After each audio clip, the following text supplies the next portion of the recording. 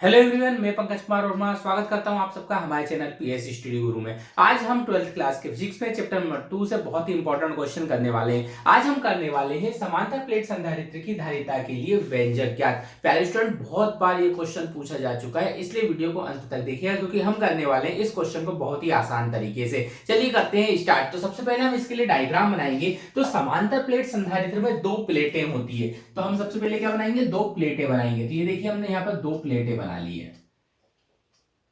ये बना ली हमने इसकी पहली प्लेट और ऐसे की ऐसी समांतर, इसी की जस्ट समांतर मतलब सामने हम एक और प्लेट बना लेंगे।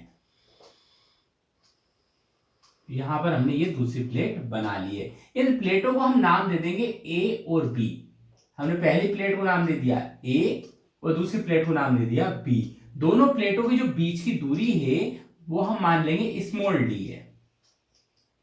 दोनों प्लेटों के बीच की दूरी कितनी मान ली हमने, स्मॉल डी है। इनके बीच में अपन माध्यम भर देंगे के। यदि हम पहली प्लेट को प्लस क्यू आवेश देते हैं, यदि हम पहली प्लेट को प्लस क्यू आवेश देते हैं तो इस पूरी प्लेट पे धनावेश आ जाता है।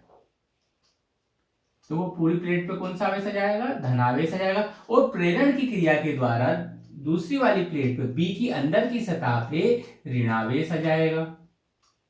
ये हमने बी की अंदर की सतह पे क्या बना दिया, ऋणावेश बना दिया। और बी की बाहर की सतह पे धनावेश आएगा, लेकिन इसकी बाहर की सतह को हम पृथ्वी से जोड़ देते हैं। तो ये देखो हमने इसे पृथ्वी से जोड़ दिया। तो यहाँ पे पृथ्वी से जब जोड़ेंगे तो वो जो धनावेश है वो कहां चला जाएगा, पृथ्वी में चला जाएगा।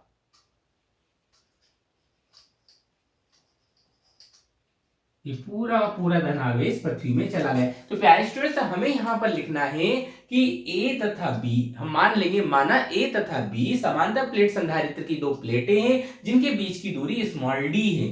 प्लेट ए को प्लस क्यू आवेश देने पर प्लेट बी की अंदर की सतह पे माइनस क्यू आवेश आ जाता है तथा बाहर की सतह पर आने वाला धनावेश पृथ्वी में चला जाता है। यदि दोनों प्लेटों के बीच माध्यम के भर दे तो अब इसके बाद में हमें सबसे पहले निकालनी है कि दोनों प्लेटों के बीच विद्युत क्षेत्र की तीव्रता कितनी होती है। तो सबसे पहले हम यही लिखेंगे, दोनों प्लेटों के बीच, दोनों प्लेटों के बीच विद्युत क्षेत्र की तीव्रता, विद्युत क्षेत्र की तीव्रता। अब विद्युत क्षेत्र की तीव्रता को प्यारे स्टूडेंट्स हम दर्शाते हैं ई से। तो हमने लिखा ई बराबर वो होता है सिग्मा बटे के एप्सिलॉन जीरो। प्यारे स्टूडेंट्स, ये है हमारी दोनों प्लेटों के बीच विद्युत क्षेत्र की तीव्रता, जो कि हम लेसन नंबर 1 में पढ़ के आए हैं। अब यहां पर हमें निकालना है विभवांतर। दोनों प्लेटों के बीच क्या निकालेंगे अपन, विभवांतर निकालेंगे। अब विभवांतर को हम v से दर्शाते हैं। तो विभवांतर क्या होगा, विभवांतर होगा एकांक आवेश को,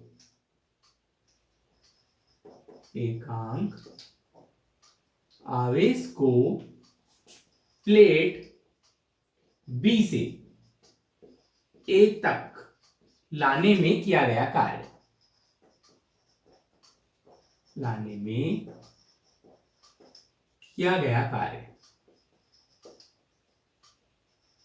तो प्यारे स्टूडेंट्स, यहां पर विभवांतर निकालने के लिए हमें क्या निकालना पड़ेगा, पहले कार्य निकालना पड़ेगा। तो कार्य निकालने का सूत्र होता है हमारा तीव्रता इनटू विस्थापन।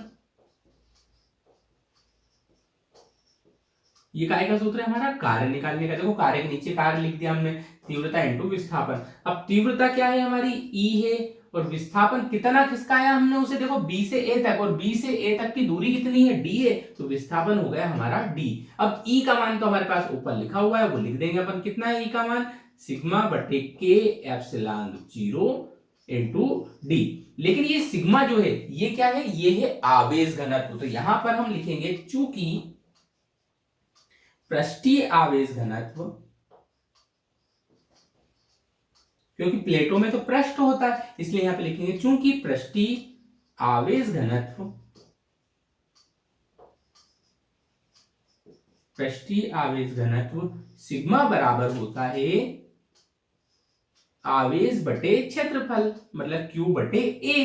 अब यदि यहां पर देखो सिग्मा का मान आया क्यू बटे, ये क्यू बटे ए यहाँ पे सिग्मा की जगह पे रख दें तो v बराबर कितना बन जाएगा, इसलिए v बराबर हो जाएगा हमारा, सिग्मा की जगह पे अपन लिखेंगे क्यू बटे ए, इनके बटे में लिखा हुआ पहले से के एप्सिलॉन 0 और n2 में हमारा d चल रहा है। अब बटे के ऊपर यदि बटे में कोई सी चीज होती तो वो कहाँ जाती है, उतर के नीचे, तो ये a आ जाएगा नीचे उतर के, तो ये v बराबर बन जाएगा हमारे पास q, d का गुणा कर लेंगे क्यू डी, और बटे में आ जाएगा हमारे पास a के एप्सिलॉन 0। तो प्यारे स्टूडेंट्स यहां पर हमारा विभवांतर जो है वो निकल चुका है, लेकिन हमें तो धारिता निकालनी थी, तो हम आप लगाएंगे धारिता के लिए फॉर्मूला। तो देखो, लेकिन धारिता C बराबर होता है Q बटे V। धारिता का सूत्र क्या होता है, Q बटे V होता है। अब V की यहाँ पे अपन उसका फॉर्मूला लगा देंगे, तो Q वैसे का वैसे लिखा हमने, V की जगह पे उसका मान लिख देंगे। V का मान हमारा कितना निकला हुआ है, QD, और इनके बटे में A के एप्सिलॉन 0। ठीक है, अब बटे के बटे में यदि कोई सी चीज होती है तो वो कहां चली जाती, ऊपर चली जाती, तो ये a के एप्सिलॉन 0 कहां चला जाएगा, ऊपर चला जाएगा। तो c बराबर कितना आ जाएगा, q इंटू a के एप्सिलॉन 0, और बटे में नीचे बचेगा हमारे पास q और d, ये q d नीचे बच गया, इस q से ये q जो है वो कैंसिल हो जाएगा। तो c बराबर कितना आ जाएगा, c बराबर प्यारे स्टूडेंट्स हमारे पास बचेगा a के एप्सिलॉन 0 और बटे में d।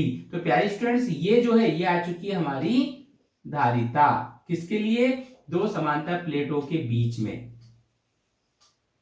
यदि लेकिन यहां पर देखो अभी माध्यम भरा हुआ है हमारा, यदि यहां पर वायु या निर्वात हो, वायु या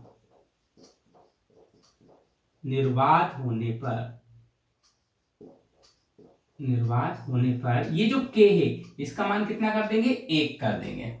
वायु या निर्वात होने पे k का मान 1 रख देंगे। तो यहाँ पे c बराबर कितना बच जाएगा हमारे पास, ये बचेगा a एप्सिलॉन 0 अपॉन d। तो प्यारे स्टूडेंट्स ये जो है ये वायु या निर्वात होने पर हमारी धारिता आ चुकी है।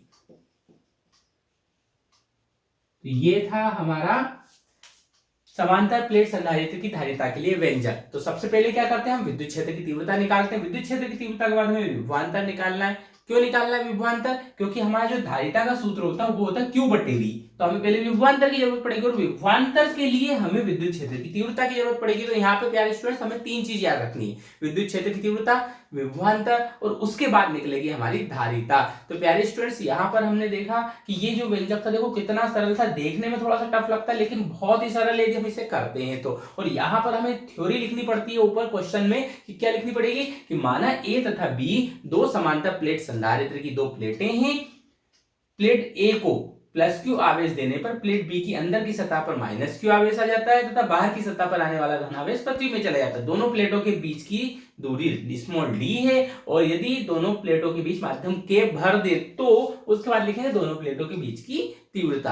तो प्यारे स्टूडेंट्स आज का वीडियो आपको कैसा लगा कमेंट करके जरूर बताइएगा, वीडियो को लाइक कीजिएगा और अधिक से अधिक शेयर कीजिएगा। और प्यारे स्टूडेंट्स मैं 12th क्लास के फिजिक्स और मैथमेटिक्स के सारे इंपॉर्टेंट क्वेश्चन इतनी ही आसान तरीके से आपको सोल्व करवाने वाला हूं। इसके लिए हमारे चैनल को सब्सक्राइब कर लीजिए और बेल आइकन को प्रेस कर लीजिए, जिससे कि आगे आने वाले वीडियो का नोटिफिकेशन आपको मिल सके। तो प्यारे स्टूडेंट्स आज के लिए इतना ही, मिलते हैं नेक्स्ट वीडियो में नए इंपॉर्टेंट क्वेश्चंस के साथ, तब तक के लिए धन्यवाद।